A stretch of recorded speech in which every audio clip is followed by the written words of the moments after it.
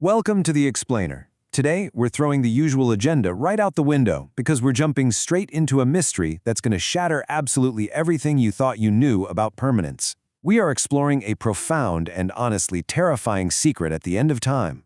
It's the story of one single man destroying the Qibla of the Muslims, and how this will completely change the spiritual geography of the world.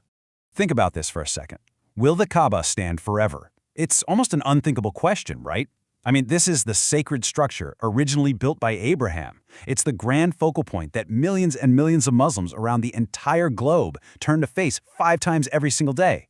It has survived centuries, but according to ancient Islamic eschatology, does it actually have an expiration date? Section 1. The unthinkable premise, a prophecy of destruction. Okay, let's dive right into this. The source material we're analyzing today lays out an absolutely shocking truth derived from ancient prophetic traditions. The Kaaba is actually destined to be destroyed. It is not meant to be a permanent fixture of our material world. To really grasp the weight of this, contrast the reality we know today with this apocalyptic future. Today, the Kaaba is this vibrant, bustling heart of the Islamic world. It's surrounded by millions of pilgrims year-round, fiercely protected, and echoing with constant, uninterrupted prayers. But the prophecy describes a time in the future where the Kaaba is completely abandoned. It's left utterly unprotected and swallowed by a desolate, terrifying, absolute silence. Section 2. A world without believers. The eerie silence of the end times. So how do we get from the bustling crowds of today to this eerie, hushed silence? Well, the texts explain that the destruction doesn't happen while the world looks like it does right now. It happens in a world completely emptied of believers. A time when there is literally no one left to defend the Kaaba, because faith itself has vanished from the earth. Now, what's really interesting about this eschatological sequence is how it maps things out step by step. First, we learn that the Quran will literally be lifted from the physical pages and erased from human hearts. Then a gentle wind will sweep across the earth, peacefully taking the souls of every single believer. This leaves behind only the most wicked of humanity, people who don't know God or care about sacred sites. And finally, in this massive spiritual vacuum, the destroyer arrives at a completely abandoned Mecca. Think about the sheer scale of that for a moment. We share this planet with roughly 8 billion people today. Millions of them are fiercely devoted to protecting the Kaaba, yet the prophecy states that after this gentle wind passes, exactly 0 believers will remain. Not a single person will be left to stand in the way of what happens next. The math of this prophecy is just staggering. Section 3. The man from Abyssinia, a lone destroyer. Which brings us to the central figure in this entire narrative. This destruction won't come from a massive, roaring army like the historical army of Abraha and his war elephants. No catastrophic earthquakes, no lightning bolts from the sky. The source material points to something much more unsettling. It's going to be the work of a single man, operating completely alone. The texts give this lone destroyer a very specific descriptive title, Du al-Suwaykatayn. It's an Arabic term that translates literally to the man with 2 thin legs. The prophecy describes him as a short, bow-legged, dark-skinned man hailing from Abyssinia, which is modern-day Ethiopia. This single, unimposing figure is destined to march right into Mecca, entirely unchallenged.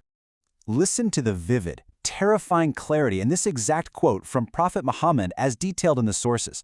He said, "As if I am looking at him, black, bow-legged, tearing it down stone by stone." You can really feel the emotional weight of this vision. It's not described as some vague possibility. It's a guaranteed future event, seen so clearly it's like it was happening right in front of him. Section 4. Tearing down the stones. The final desecration. And so begins the final desecration. This brings us to the dramatic climax of the prophecy, the actual physical dismantling of the most sacred site on earth. Imagine this structure, a place that prophets circled and millions wept over, being systematically unmade. The texts describe a precise, chilling, step-by-step process. Step 1. This man boldly scales the sacred walls of the Kaaba. Step 2. He violently rips away the kiswa, that iconic, heavy silk covering embroidered with gold. Step 3. With brutal precision, he dismantles the ancient structure, striking it down stone by stone until the walls fall.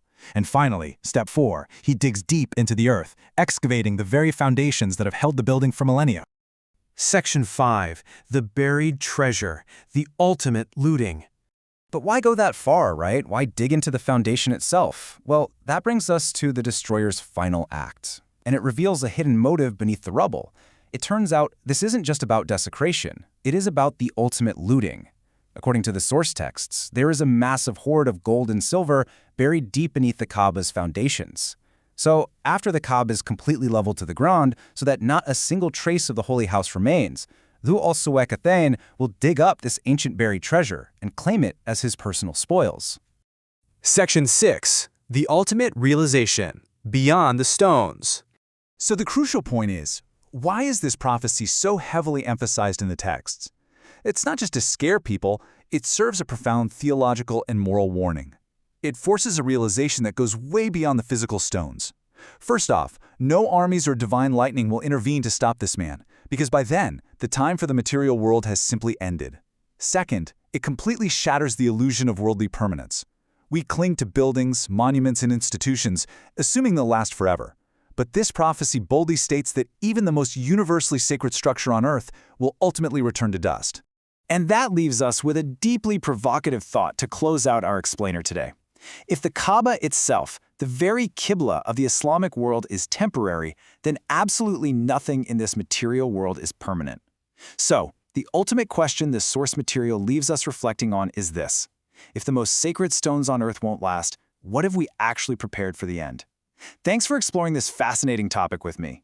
Keep asking questions, keep learning, and I'll see you in the next explainer.